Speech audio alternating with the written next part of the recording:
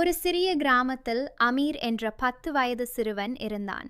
அந்த ஆண்டுதான் அவன் முதலில் ரமலான் மாதத்தின் அனைத்து நோன்புகளையும் நோற்க முடிவு செய்திருந்தான். வெயில் சுட்டெரிக்கும் ஒரு மாலை பொழுது அமீருக்கு பசி மற்றும் தாகம் மேலிட்டது. கடிகாரத்தை பார்த்தான். இன்னும் இஃப்தார் வர 1 மணி நேரம் இருந்தது. சமையலறையில் அவனது தாய் நூர் சுவையான பலகாரங்களை செய்து கொண்டிருந்தார். அதன் வாசம் அமீரை இன்னும் சோதித்தது. அப்போது அவனது அன்னை அவனை அழைத்து, அமீர், இதோ இந்த தட்டு பேரீச்சம்பழங்களையும் சூடான கஞ்சியையும் பக்கத்து வீட்டு பெரியவர் அப்துல்லா தாத்தாவிடம் கொடுத்துவிட்டு வா என்றார். அமீருக்கு முதலில் கொஞ்சம் தயக்கமாக இருந்தது.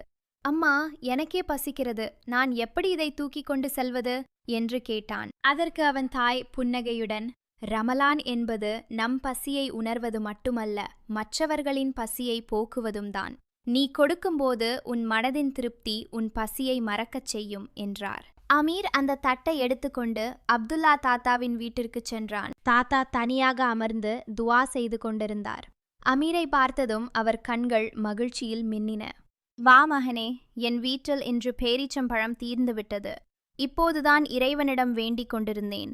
நீ ஒரு தேவத தூதனைப் போல வந்துவிட்டாய் என்றார். தாத்தாவின் முகத்தில் தெரிந்த அந்த புன்னகையும் நிம்மதியும் அமீரின் சோர்வை அப்படியே நீக்கியது. தன்னிடம் இருந்த உணவை பகிர்வதில் இருக்கும் உண்மையான இன்பத்தை அவன் அன்றுதான் உணர்ந்தான்.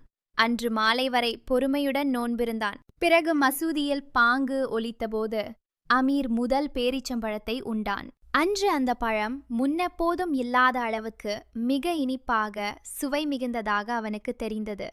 அன்னலாம் எம்பெருமானார் நபி ஸல்லல்லாஹு அலைஹி வஸல்லம் அவர்கள் அறிவிக்கிறார்கள், யார் ஒருவர் நோன்பு நோற்றிருப்பவருக்கு இஃப்தார் நோன்பு திறக்க உணவு வழங்குகிறாரோ அவருக்கு நோன்பு நோற்றவருக்கு கிடைக்கும் அதே அளவு நன்மை கிடைக்கும்.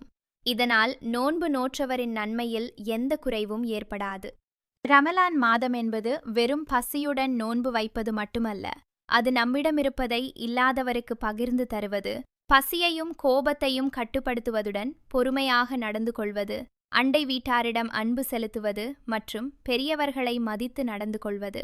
இதில்தான் அல்லாஹ்வின் அன்பும் பொருத்தமும் நமக்கு கிடைக்கும் இன்ஷா அல்லாஹ்.